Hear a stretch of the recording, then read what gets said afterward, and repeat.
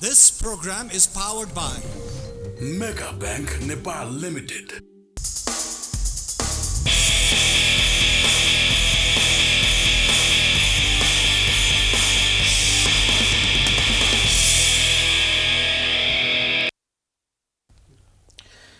दर्शकबिन नमस्ते। प्राइम संवादमा यहाँलाई स्वागत छ। म कृष्ण मल्ल। नेकपा माओवादी केन्द्रको 8औं महाधिवेशन चलिरहेको छ र आज 5औं दिन हो। अध्यक्ष पुष्पकमल दाहालको राजनीतिक एवं वैचारिक प्रतिवेदनमाथि छलफल चलिरहेको छ र विभिन्न समूहले आफ्नो निष्कर्ष सुनाउने क्रम जारी छ र यो सँगै अब केन्द्रीय कमिटी र पदाधिकारीहरूको पनि चयन होला। नेकपा माओवादी केन्द्रको जारी महाधिवेशन र अध्यक्ष पुष्पकमल दाहालको प्रतिवेदन कति भ्रम कति यथार्थ, आज हामी यसमा छलफल गर्न गएका छौँ र यसको निम्ति नेकपा क्रान्तिकारी माओवादीका केन्द्रीय सदस्य दीपक शाहीलाई मैले हाम्रो स्टुडियोमा बोलाएको छु। स्वागत छ यहाँलाई। धन्यवाद। अब जातीय हिसाबमा राजनीतिक जातीयता, तपाईँहरू सबै वामपन्थी कम्युनिस्ट, अब तपाईँ नेकपा क्रान्तिकारी माओवादी हुनुहुन्छ। हिजोका दिनमा तपाईँहरू एउटै ठाउँमा हुनुहुन्थ्यो, युद्ध लड्दा पनि सँगै, र कम्युनिस्टहरूको वामपन्थीहरूको लक्ष्य पनि लगभग एउटै हो। अब आज नेकपा माओवादी केन्द्रको महाधिवेशन भइरहेको छ, 5औं दिनमा छ। पुष्पकमल दाहालको प्रतिवेदन आएको छ। तपाईँहरू बाहिरबाट हेर्दै हुनुहुन्छ। सरसार्ती हेर्दाखेरि, सिधा सिधा हेर्दाखेरि यो महाधिवेशन कतिको प्राकृतिक कतिको स्वाभाविक हुन्छ नि, त्यस्तो लागिरहेको छ कि अनौठो एउटा देखावटी, त्यस्तो तपाईँहरूको दिमागमा के चलिरहेको छ? पहिलो त प्रश्नको लागि धन्यवाद। समय सन्दर्भ जे छ त्यही प्रश्न तपाईँले गर्नुभयो। नेपाली जनताको मनमा र नेपाली जनताले चाहेको माओवादीको आन्दोलन हिजोदेखि अहिलेसम्म निरन्तर आन्दोलनमा छौँ हामी। र तपाईँले जे प्रश्न गर्नुभएको छ, हामीले त माओवादीको यो महाधिवेशन, हिजो सम्मेलन थियो, 24 घन्टापछि महाधिवेशन भयो, तपाईँ हामी देखेकै छौँ। उहाँको मलाई त के लाग्छ भने त्यो बोतल नयाँ, रक्सी त्यही हो। बोतल नयाँ बोतलमा पुरानो रक्सी नै उहाँले भर्नुभयो। उहाँले यसो हेर्दाखेरि हामीले सरस्वती महाधिवेशनका धेरै कुराहरू हामीले हेऱ्यौँ। उहाँले अहिले नयाँ चाहिँ फेरि चटकी काम गर्नुभएको छ भन्ने लाग्छ प्रचण्डले। हिजो 21औं शताब्दीको जनवाद भनेर एउटा चाहिँ नयाँ कुरा ल्याएँ भनेर भन्नुभयो। अहिले 21औं शताब्दीको समाजवाद भनेर उहाँले भन्नुभएको छ। फेरि अर्को चटकी गर्नुभयो कि समाजवाद नयाँ र पुरानो हुँदैन, होइन, विज्ञान कहाँ नयाँ पुरानो हुन्छ र भने क्या, विज्ञान त नयाँ र पुरानो हुँदैन। विज्ञान त 21औं शताब्दीको पनि त्यही हो, 20औं शताब्दीको पनि त्यही हो। केमिकल फर्मुला त त्यही हो नि त, विज्ञानको नियम त युनिभर्सल हुन्छ। त्यो त नयाँ आविष्कार हुँदै जाला, अर्कै कुरा हो। तर जे छ त्यसमा बदलाव हुँदैन। पानी बन्नको निम्ति हाइड्रोजन अक्सिजनको फर्मुला बदल्नेवाला छैन। त्यही हो अहिले हामीले भनेको। हाम्रो अहिलेको विश्लेषण के हो भने माओवादीको यो पछिल्लो महाधिवेशन भन्नुहोस् वा अथवा सम्मेलन भन्नुहोस्, उहाँहरूले सम्मेलन भन्नुभएको थियो, रातारात उहाँहरू चटकी गर्नुहुन्छ। उहाँको छलाङ यही हो। हिजोदेखि जनतालाई अहिले चाहिँ प्रतिक्रियावादी, संशोधनवादी, दलाल, नवसंशोधनवादतिर उहाँ धकेलिनु भएको छ। उहाँको त्यही तरिकाले हामीले बुझेका छौँ। तर उहाँहरूको विश्वास अपेक्षा नेतादेखि महाधिवेशन प्रतिनिधिहरूको के छ भने यो महाधिवेशनपछि नयाँ ऊर्जा, नयाँ विचार, नयाँ नीति, नयाँ योजनाका साथ हामी अगाडि बढ्छौँ र आउँदो निर्वाचनमा 1 नम्बर हुन्छौँ। होइन, निर्वाचनको लागि हो भने त काङ्ग्रेस एमालेसँग एउटै भए हुन्छ। हामी त निर्वाचन मान्ने, माओवादी भन्ने बित्तिकै त हामी जनवादी व्यवस्था मान्छौँ। जनवादी व्यवस्था मान्नेहरू संसदीय व्यवस्थालाई मानेर चाहिँ स्वीकारेर जाने हो भने त कङ्ग्रेस एमालेको भन्दा उनीहरूमा केही फरक छैन। नयाँ ठुलो हुँदैमा के भएर हामीले त देख्यौँ त। यिनीहरू ठुलो भएको जस्तो यिनीहरूले सत्तै चलाएको सञ्चालन प्रधानमन्त्री नै हुनुभयो हो नि त, होइन, सबभन्दा ठुलो पार्टी नै बनायो नि त संसदीय व्यवस्था। त्यसैले माओवादी आन्दोलन संसदीय व्यवस्थासँग जोडेर अथवा चाहिँ यो दलाल संसदीय व्यवस्थाले चाहिँ नयाँ ल्याउँछ, नयाँ हुन्छ भनेर भन्ने कुरा त अब त्यो पानीमा माछा बस्दैनन् भने जस्तो भयो क्या। त जमिनमाथि आइसके माछा भने जस्तो यो पानीमा हो, पानीमाथि माछा बस्दैनन् भन्यो भने त्यो के नयाँ कुरा हुन्छ र उहाँले नयाँ चटकी गर्नुभयो, त्यति मात्रै हो। तर यसो छ, प्रचण्डले सुधारको कुरा गर्नुभएको छ, सांस्कृतिक क्रान्तिको कुरा गर्नुभएको छ, आफै सुध्रिने, नेताहरू सुधार्ने, कार्यकर्ता सुधार्ने, होइन, त्यो एउटा आत्मालोचना उहाँले गर्नुभएको छ। त्यो स्वीकारोक्ति छ। मान्छेलाई सुधारको बाटो नदिने, खालि आलोचना मात्रै गर्ने, गडबड मात्रै गर्ने। उहाँ सुध्रिनुहुन्छ भने त हामीले उहाँलाई हिजो नेतै माने हो नि। हामीले अहिले पनि कहाँ उहाँलाई चाहिँ नसुध्रिनुहोस् भनेका छौँ र। तर विचारले के दिन्छ, राजनीतिक दस्तावेजले उहाँले के लेख्दै हुनुहुन्छ, उहाँ कतातिर जाँदै हुनुहुन्छ। अनि 21औं शताब्दीको समाजवाद लेखेर हामीले त हेरेँ, मैले त सरसर्ती हेरेँ उहाँको चाहिँ दस्तावेज, तलदेखि माथिसम्म मैले पढ्ने अवसर पाएँ। त्यहाँ हेर्दा त उहाँले सेटिङमा भन्नुभएको छ कि कतिपय कुराहरू सेटिङमा भएको छन् नेपालमा। सेटिङमा भने कि उहाँहरूले गरेर सेटिङ होइन, यही संसदीय व्यवस्थाभित्र सेटिङ हुन्छ भन्ने यो दलाल संसदीय व्यवस्था हो भनेर उहाँले व्याख्या गरे हो नि त, हामीलाई सिकायो नि त। प्रचण्डले हामीले सिकायो हो यो दलाल व्यवस्था हो, यो बाटो फट्को मारेर जाने हो, यो व्यवस्थाबाट चाहिँ हामी नयाँ व्यवस्थामा जाने हो, नयाँ जनवाद हुँदै वैज्ञानिक समाजवादमा जाने हो भनेर सिकायो होइन र भने। अनि यही व्यवस्थामा बसेर उहाँले चाहिँ अब त्यो कुरा गर्नुभयो कि उहाँप्रति हामीले उहाँ नसुध्रियोस्, यो दस्तावेज प्रस्तुत गर्नुभएको छ यो समग्र रूपमा सम्पूर्ण रूपमै खराब हो, सिधै खारेज गरे हुन्छ यसलाई। अब यो त चटकी मात्रै हो। उहाँले फेरि एकचोटि राम्रा पक्ष केही छैन? छन्, राम्रा पक्ष पनि छन्, यसमा नभएका होइनन्, राम्रा पक्ष छन्। क्रान्तिको पक्षमा उहाँले आफूले आत्मआलोचनाको जुन कुरा गर्नुभएको छ त्यो कुरा ठिक छ भन्ने लाग्छ कि, तर पोजिटिभ दिशामा जानु पर्यो भन्ने हो। उहाँले गर्न खोजेका के हो भन्दा उहाँले धेरैचोटि जनतालाई ढाँट्नु भएको छ। यस्ता चटकी उहाँले धेरैवटा गरिसक्नुभयो कि उहाँको आत्मआलोचनामा उहाँ हिजो काङ्ग्रेससँग मिल्नुभयो हेर्नुहोस् है, आफ्नो स्वार्थको निम्ति, संसदीय व्यवस्थालाई बचाउनका निम्ति अथवा यही संविधान र यही लोकतान्त्रिक व्यवस्था बचाउनका निम्ति हिजो रुखमा भोट हाल्नुभयो उहाँले होइन। जनतालाई सबैलाई माओवादी जतिलाई रुखमा भोट हाल्न लाउनुभयो। उहाँको विरोधी दुश्मन शक्ति को त? अनि एमालेसँग घाँटी जोडिदिनु भयो, पार्टीको नामै छोड्नुभयो। हामीले देख्यौँ नि त। अब त्यसले के हुन्छ भने उहाँले अब फेरि आत्मआलोचना नगर्न पाइने, रूपान्तरण हुन नपाइने भन्ने त होइन। उहाँ हुनु पाइन्छ, उहाँ नेता नै हो, लिडर नै हो, मानेकै हो। उहाँले हिजो राम्रै काम गर्नुभयो। 10 वर्ष जनयुद्धमा जनताका पक्षमा धेरै लडाइँहरू हामी लड्यौँ, ती सबै लडाइँमा उहाँको बलिदान थियो। उहाँले पनि आफ्नो योगदान गर्नुभएको छ, हामीलाई लिडिङ गर्नुभयो, त्यसमा फेरि उहाँको सराहनीय भूमिका हो। त्यो प्रति हामी जहिले पनि नतमस्तक छौँ उहाँले गरेको कुरामा। तर त्यसलाई कन्टिन्यू जुन गर्नु पर्थ्यो, बरु म थाकेँ भन्नुपर्छ, झुट बोल्नु हुँदैन भन्ने लाग्छ। यो उहाँहरूले गरेको भनेको रूपान्तरण भनेको के हो? जस्तो माओवादी रूपान्तरण हुने, प्रचण्ड रूपान्तरण हुने, नेताहरू रूपान्तरण हुने भनियो होइन, तर यो रूपान्तरण भनेको के रहेछ? अब माओले भनेको रूपान्तरणको कुरा त हेडक्वार्टरमा बमबाड गर होइन, प्रतिक्रियावादी संशोधनहरू दलालहरू पसे हाम्रो पार्टीभित्र। अब यहीँभित्र आलोचना आत्मआलोचनाको विधिद्वारा रूपान्तरण हुने भन्नुभयो हो माओले।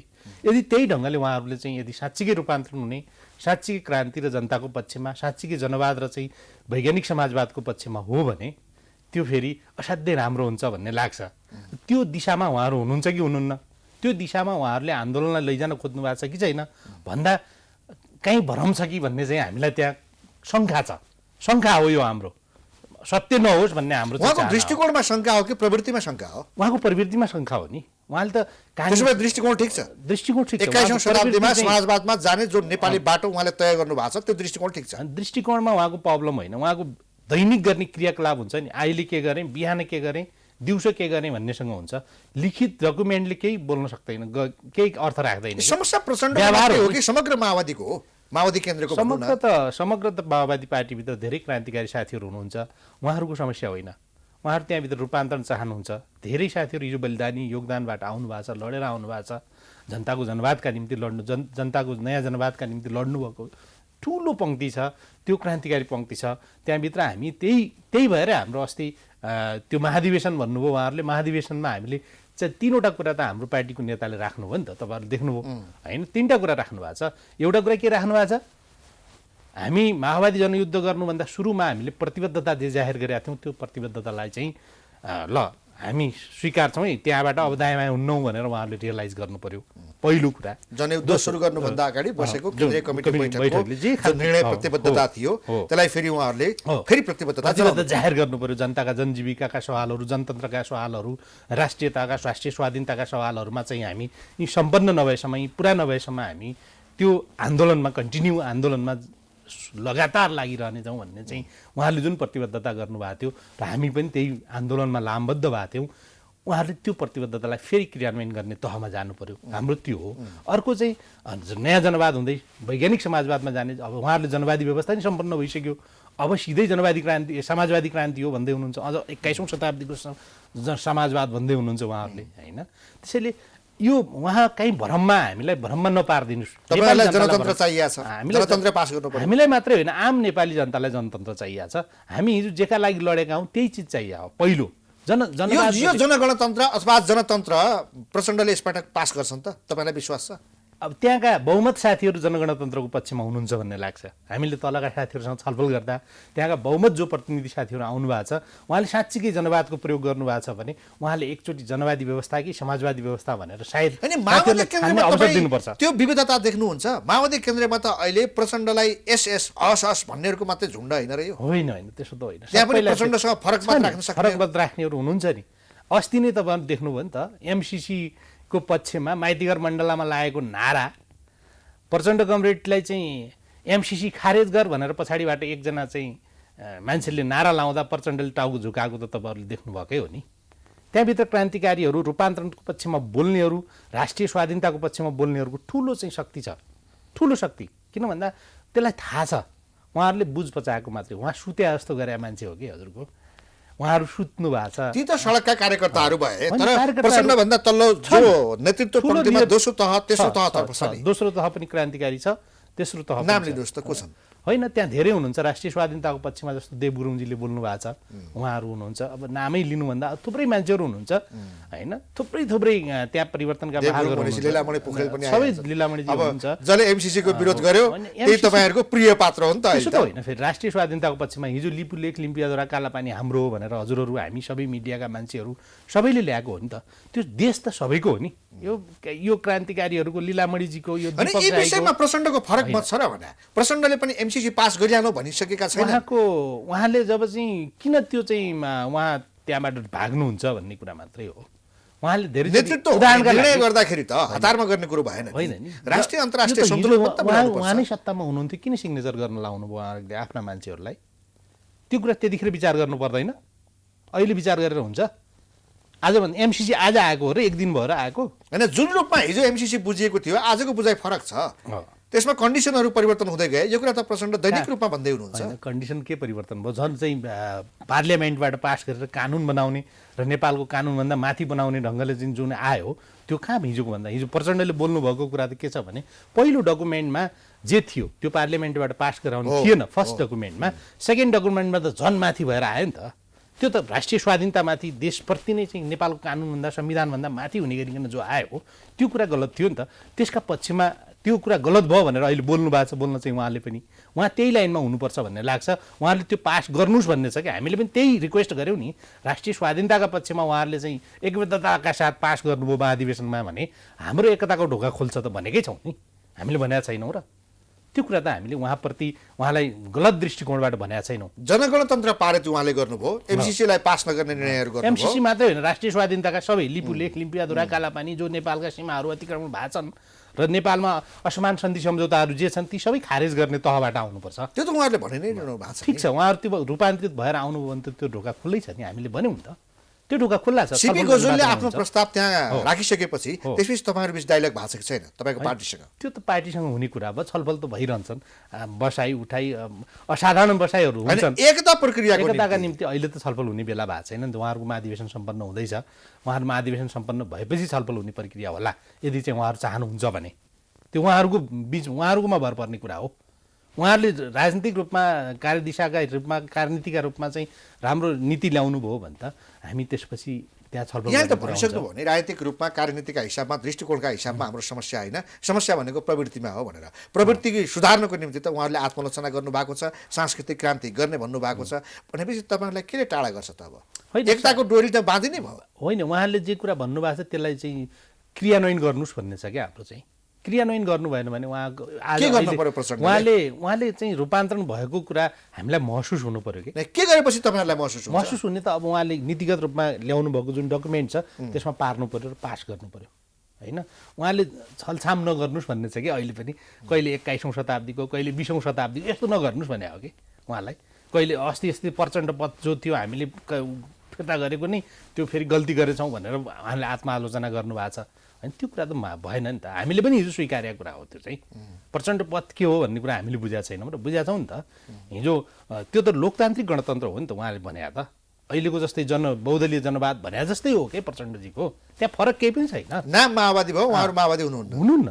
उहाँले त्यो माओवादी दिशामा जानु पर्यो, त्यो ट्र्याकमा जानु पर्यो, माओवादीको लक्ष्य उद्देश्यप्रति प्रतिबद्ध भएर चाहिँ उहाँले दैनिक जथाभावी बोल्नु भएन भन्ने छ क्या हामीलाई। उहाँ त लिडर हो। माओवादीतर्फ प्रतिबद्ध भन्नुहुन्छ, उहाँहरू माओवादी पार्टीको नामै परिवर्तन गर्ने छलफलमा समेत जुटिसक्नु हो। त्यसैले त हामीलाई अविश्वास छ।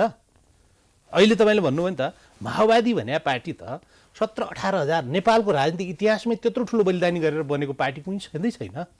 अनि त्योलाई कोल्याप्स, आफ्नो इतिहासलाई कोल्याप्स गर्न सक्ने मान्छे कोल्याप्स गरेर छोडिदिने कि कोल्याप्स पनि यस्तो हो र, जसको यत्रो कुनै पनि पार्टी बनेको छैन। काङ्ग्रेस पनि त्यत्रो बलिदान रगत सेट गरेर बनेको पार्टी होइन, एमाले पनि त्यत्रो ब्लड सेट गरेर बनेको पार्टी होइन, जनताको रगत बगाएर बनेको पार्टी हो माओवादी भने। त यत्रो परिवर्तन जसले चाहिँ समान्तवादको अन्त्य गर्यो, गणतन्त्र ल्यायो र जनवादमा जाने दिशामा, वैज्ञानिक समाजवादमा जाने दिशामा यत्रा ठुला बलिदानीहरू लड्यो होइन, ठुला दुःखहरू गर्यो, त्यो पार्टीको नामै बिर्सिदिने, त्यो आफूले कमाएको इतिहास नै बिर्सिदिने भन्ने कुरा कम छ।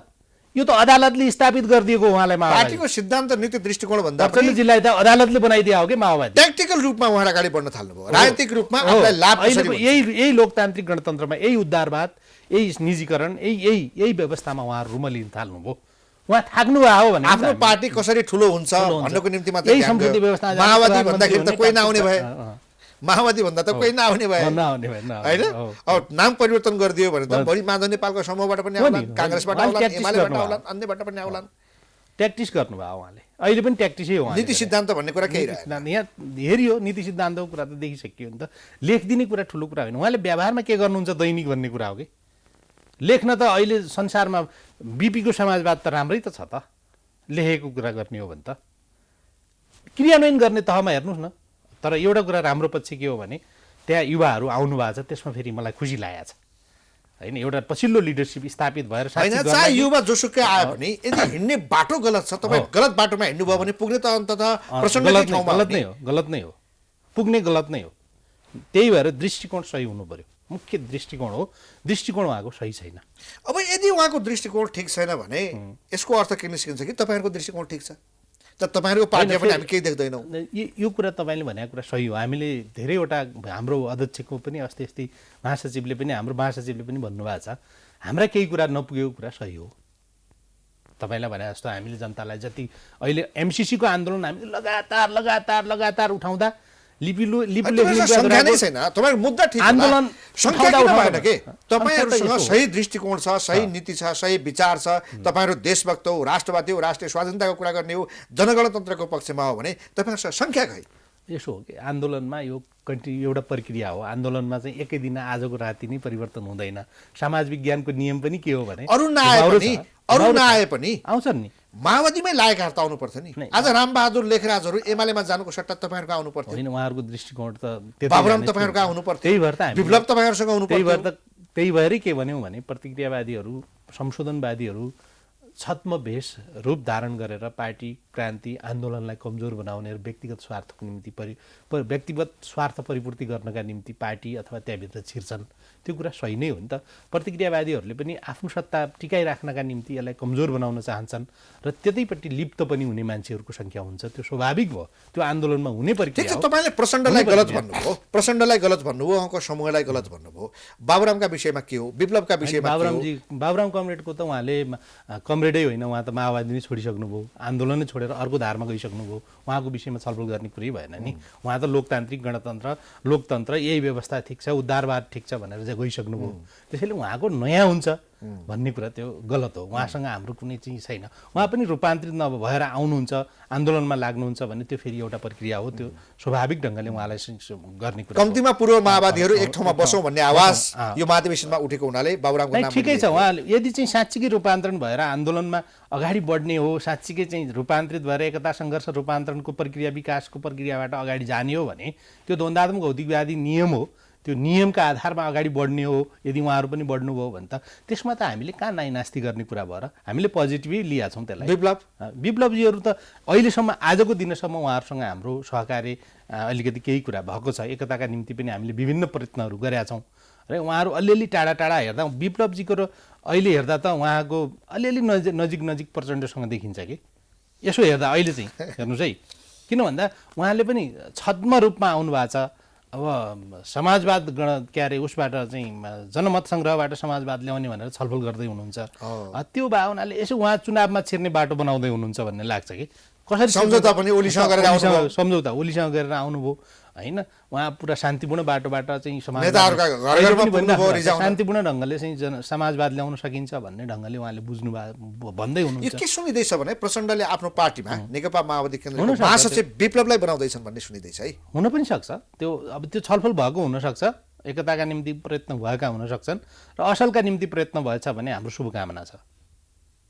अनि एमालेमा जाने नेताहरूलाई के भन्नुहुन्छ? तपाईँहरूका कमान्डरै त्यहाँ छिरे अनि एमालेमा त जानुहुन्छ, कोही काङ्ग्रेस भए कोही एमाले भए। मान्छे त यो त परिवर्तन हुने मलाई अचम्म लाग्यो आन्दोलनमा यो हुने रहेछ कि काङ्ग्रेस हिजो जो सबैभन्दा तपाईँले दृष्टिकोण नीतिको कुरामा हामी ठिक छौँ भनेर नेकपा क्रान्तिकारी माओवादीको तर्फबाट तपाईँ उकालत गर्दै हुनुहुन्छ, बाँकीका कमी कमजोरीहरू तपाईँ देखाउँदै हुनुहुन्छ। क्रान्तिको धार अन्यहरूको भुत्ते भयो, तपाईँहरू सही मार्गमा हुनुहुन्छ, यद्यपि तपाईँहरूसँग सङ्ख्या छैन।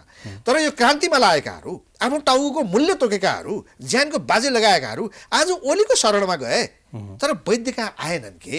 होइन यसो रामबहादुर थापा, लेखराज, टोपबहादुर यिनीहरूले त कुरा बुझ्नु पर्थ्यो नि। त्यो त्यही त दृष्टिकोणमा भ्रम भयो त। उहाँहरूको दृष्टिकोण खराब भएर परिवर्तित हुनुभयो, चेन्ज हुनुभयो।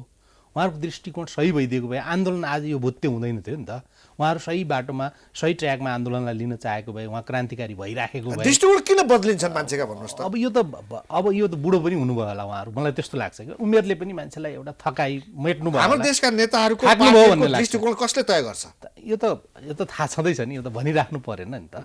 यो त भनिराख्नै परेन। नेपालमा त अन्तर्राष्ट्रिय शक्ति केन्द्रहरूका भूमिकाहरू देख्नुभएकै छ, हामीले देखेकै छौँ होइन। ती शक्ति केन्द्रहरूले नेपालको राजनीतिमा ठुलो भ्रम सिर्जना गर्छन् र ठुलो चाहिँ परिवर्तन ल्याइदिन सक्छन् भन्ने कुरा हामीले बुझेका छौँ। हामी त हाम्रो देश त बडा चाहिँ कसैले भन्छन् नि कहिलेकाहीँ त यो त सतीले सरापेको देश भनेर पनि भन्ने सुनिन्छ। अब हाम्रा देशका नेताहरू स्वाधीनै छैनन् हेर्नुहोस् होइन। स्वाधीन भइदिएको भए हाम्रो गरिबीलाई अरूले प्रयोग गरेका छन्, हाम्रो दरिद्रतालाई अरूले प्रयोग गरेको हामीले महसुस गरेका छौँ। त्यो भए हुनाले यो दरिद्रता जे छ, हाम्रो गरिबी जो छ, त्यो प्रतिक्रियावादीहरू अथवा विदेशी शक्तिहरूले हामीमाथि खेलेर हाम्रो देशलाई कमजोर बनाउने, हामीसँग भएको हाम्रो अर्थतन्त्रलाई कमजोर बनाउने यो दृश्य उता लगिरहेको स्थिति छ। त्यो भए हुनाले त्यो चिजलाई चाहिँ हामीले ग्रिप गर्नलाई चाहिँ, त्यो चिजलाई पकडनलाई चाहिँ एउटा स्वाधीन नेताको पनि आवश्यकता खाँचो छ र त्यो नेता हुनुपर्छ, अटल हुनुपर्छ। नेता जथाभावी बोल्नु हुँदैन। नेता भने नीति हो, त्यो कुरा हामीले बुझ्नु पर्थ्यो। त्यो कुरा हाम्रा नेताहरू, हाम्रा चाहिँ लिडरसिप गर्ने मान्छेहरूले चाहिँ बुझ्नु भएन भन्ने लाग्छ। अनि त्यो नेताहरूको पनि त्यही समस्या हो, हामीले बुझेकै त्यही हो। त्यसैले आन्दोलनको विकल्प छैन होइन। अहिले चाहिँ के छ भने अब यो जे गरिराख्नु भएको छ उल्टा मात्रै गरिराख्नु भएको छ। अहिले जे भइरहेछ समाजमा नेगेटिभिटी अलि बढी भयो होइन। हामी नेगेटिभ छैनौँ, जे कुरालाई पनि आलोचना त हेर्नु पर्यो नि त, परेन र? त्यो त चेत त आलोचनात्मक चेतै हुन्छ। एउटा कुनामा बसेर आलोचना मात्रै गर्ने, विरोध मात्रै गर्ने, यो भएन त्यो भएन मात्रै भन्ने, कामै गर्न नदिने, जसलाई पनि खराब भन्ने, आफू गर्न किन सक्ने? होइन त्यसो होइन। हामी परिवर्तनका निम्ति प्रयत्न गरिरहेका छौँ। हामी कन्टिन्यू जनताको माझमा छौँ, कन्टिन्यू कार्यक्रमहरू ल्याइराखेकै छौँ। जनताले मान्ने नमान्ने कुरा त अहिले त देखि त हाल्नु। लिपुलेख लिम्पियाधुराको केसमा हामीलाई जनताले साथ दिए, हामीले त्यो ल्याउन सफल भयौँ। हामीले सुरुवात गरेको आन्दोलन थियो, हामीले मेची महाकाली अभियान सुरु गऱ्यौँ, त्यो गऱ्यौँ नि त। त्यसैले अहिले एमसिसीका विरुद्ध यत्रो जनमत तयार भएको छ, देख्नु भएको छ। हेर्दा टुक्रा टुक्रा जस्तो विभाजन भए जस्तो देखिन्छ। धेरै ठुलो जनमत एमसिसीका विरुद्धमा, राष्ट्रघातका विरुद्धमा चाहिँ आज तयार भएको छ। त्यो त सही कुरा हो नि त। 7-8 महिना भयो तपाईँले मसँग अब रक्तपात हुन सक्छ, हतियार उठ्न सक्छ, हामी त्यसका निम्ति तयार छौँ भन्ने तपाईँले एउटा निकै आक्रामक कुरा बोलेर जानु भएको थियो होइन। त्यसपछि मैले हेरेँ तपाईँको पार्टीले के गतिविधि गर्दो रहेछ भनेर। तपाईँले बोलेर त त्यत्रो कडा बोलेर जानुभयो, आगो उकलेर जानुभयो, तर पार्टी चाहिँ छैन है, आगो निभेको होइन। त्यसो होइन। आन्दोलन मैले भने जस्तै गरिकन 7-8 महिनामा हामीले एउटा डेभलपमेन्ट भएको छ नि, देख्नु भएको छ नि। आज सडक तात्या छैन र? आज चाहिँ भ्रष्टाचारका विरुद्ध सडक तात्या छैन। राष्ट्रिय स्वाधीनता हाम्रो योगदान हो नि। तपाईँले निरन्तर रूपमा हामीले एमसिसी र चाहिँ राष्ट्रिय स्वाधीनताको पक्षमा माइतीघर मण्डलादेखि देशका सबै ठाउँमा कार्यक्रम नगरेको भए आज यो कुरा हुँदैन थियो। विद्वानहरू, बुद्धिजीवीहरू के भन्दैछन् तपाईँहरूले देख्नु भएको छ कि? मैले हिजो एउटा दाहाल भन्ने चाहिँ बुद्धिजीवीको कुरा सुनेको थिएँ।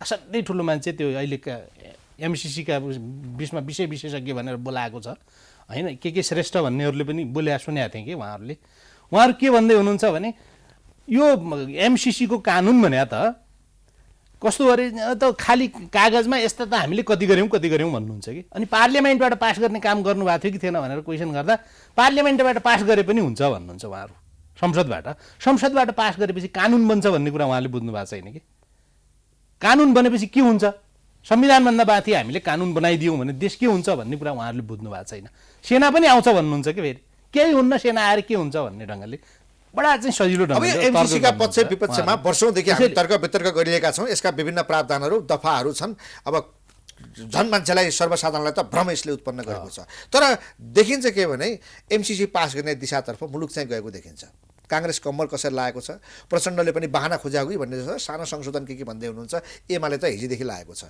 अब तपाईँहरूको त्यसमा निर्णायक भूमिका छैन सडकमा आवाज उठाउने बाहेक तपाईहरुको एमसीसी फेल गर्ने अथवा पास च्यानलबाट म के भन्दिउँ भने नेताहरूले पनि भन्नुभएको छ धेरै नेताहरूले भन्नुभएको छ यदि एमसीसी पास गर्यो भने हामीले सबै कुरा देखेका छौँ सबैलाई चिन्दछौँ मान्छे र तिनीहरूले पनि पहिलो कुरा आफ्नो आमाप्रति चाहिँ आफ्नो आमा बलात्कृत भएको देख्नलाई चाहिँ तिनीहरूले चाहेका हुन् भने हामी हाम्रो आमा बचाउन चाहन्छौँ हाम्रो आमालाई बलात्कार हुन दिन्नौँ यो कुरा हाम्रो दायित्व हो हाम्रो देश नेपालप्रति हामीलाई जति माया छ तिनीहरू दलाल हुन्छन् संशोधनवादी हुन्छन् नवसंशोधनवादी हुन्छन्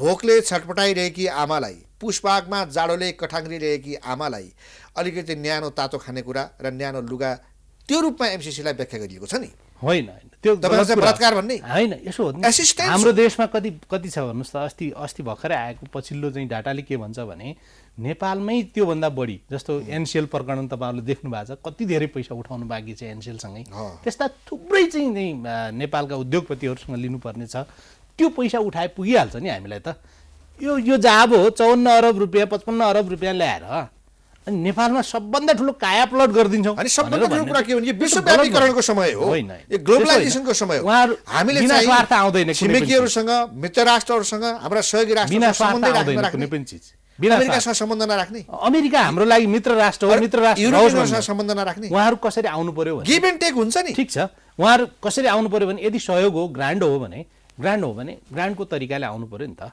उहाँहरूले माया गर्नुभयो नेपालप्रति नेपाली जनतालाई साँच्ची माया गरेर दिनुभयो भने उहाँहरूले सिधै चाहिँ दिए भइहाल्छ नि त किन चाहिँ त्यो के अरे पार्लियामेन्टबाट पास गर्नु पर्यो अनि त्यो चाहिँ कानुन किन बनाउनु पर्यो नेपालको संविधानभन्दा माथि किन बनाउनु पर्यो किन लेख्नु पर्यो के त्यस्ता कुराहरू जरुरी छैन नि त नेपालको संविधान त्यस्तो हुन्छ र छ नि पार्लियामेन्टले पास गर्ने भने एमसीसी लागू हुनेछ भन्ने छ कि नेपालको कानुनसँग यदि बाजिएमा एमसीसी को यो सम्झौता लागू हुनेछ भन्ने कुरा छ अग्रिम सूचना दिएर खारेज गर्न सकिने भन्ने पनि त्यहाँ उल्लेख छ तर कानुनभन्दा माथि बनाइसकेपछि अग्रिम सूचना दिएर खारेज गर्ने भने कसले गर्ने पार्लियामेन्टले गर्नु पर्दैन त्यसलाई खारेज त पार्लियामेन्टले गर्नुपर्छ नि त्यति सजिलो छ र नेपालमा कानुन बनाइसकेपछि 2/3 बहुमतले खारेज गर्नुपर्छ नेपालमा थाहा छ कि छैन हजुरलाई नेपालको कानुनले के भन्छ भने अहिले कुनै पनि संविधानका धाराहरू चेन्ज गर्नु पर्यो भने 2/3 बहुमतले धाराहरू चेन्ज गर्नुपर्छ 2/3 बहुमतले खारेज गर्नुपर्छ त्यति सजिलो छ र भने यो त असाध्यै नराम्रो कुरा हो अब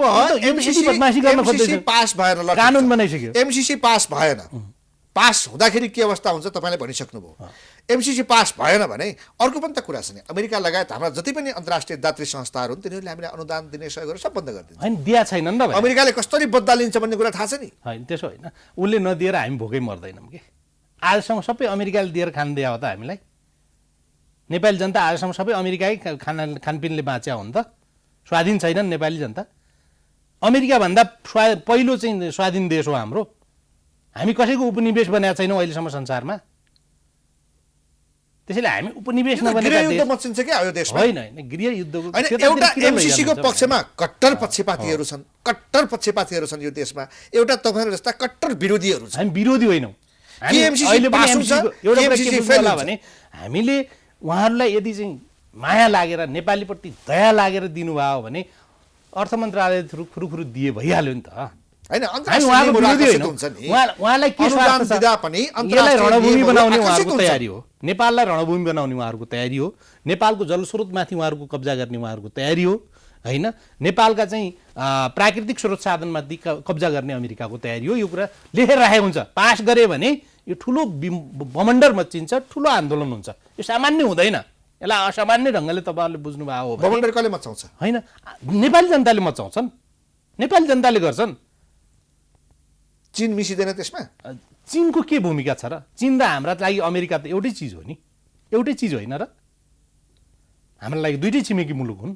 होइन, एमसिसी त चीन विरुद्ध ल्याएको भन्छन् नि त। होइन भन्ने कुरा छ, चीनका लागि पनि सामरिक महत्त्वको कुरा होला नि त उसको लागि। उसले पनि बोलेको सुन्छु मैले, सामरिक महत्त्वको कुरा हो, उसको कुरा उसैले सोध्नुपर्छ। उसको राजदूतलाई ल्याउनुहोस्, हजुरको स्टुडियोमा बोलाउनुहोस्, कुरा गर्नुहोस्, के हो तिम्रो विरुद्धमा अमेरिकन प्रोजेक्ट चीन विरुद्ध पारेको नै सन्दर्भमा नेपालको भूमि चीन विरुद्ध यदि प्रयोग हुँदैछ भने त्यो बेलामा अमेरिकाको विरोधमा यहाँ उफ्रिरहेका शक्तिहरूलाई चीनले त प्रयोग गर्छ। हामी अमेरिका विरुद्ध उफ्रिया होइनौँ है, यति कुरा बुझ्नु होला। हामी अमेरिकाका विरुद्ध छैनौँ, हाम्रो कुरा क्लियर छ। उहाँहरू निस्वार्थ हिसाबले नेपाली जनतालाई प्रयोग गर्न चाहनुहुन्छ भने नेपालको संविधानभन्दा माथि नभएर नेपाललाई ग्रान्ट दिनुहुन्छ भने ओके, ठिक छ, हामी मान्न तयार छौँ।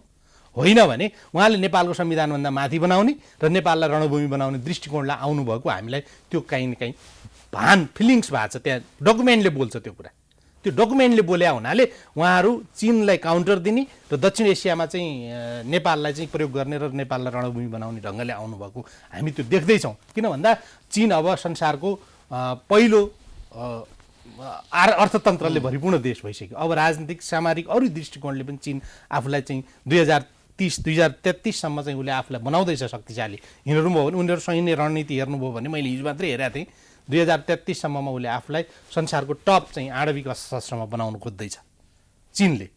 चीनले आफ्नो अहिले चाहिँ सैनिकमा चाहिँ हिजो कम थियो, अहिले लगभग त्यसको 3-4 गुणा बढी बनाइसकेको छ चीनले आफ्नो अर्थतन्त्रलाई। त्यसकारण त चीनलाई अब पुँजीवादी राष्ट्रहरूले चाहिँ अब अस्ट्रेलिया होस्, जापान गर्न होस्, सक्छन्। अमेरिकन हामीलाई अलायन्सका चीन र राष्ट्रहरूले अमेरिका घेराबन्दी कमजोर गरिरहेका भएको छन्। हामीलाई हेर्न तर हामी प्रयोग भएका छौँ नि। तपाईँले देशलाई रणभूमि बनाउँदैछन् भन्नुभयो नि, यो चाहिँ हाम्रो भू राजनीतिलाई त कसले छेक्न सक्छ र?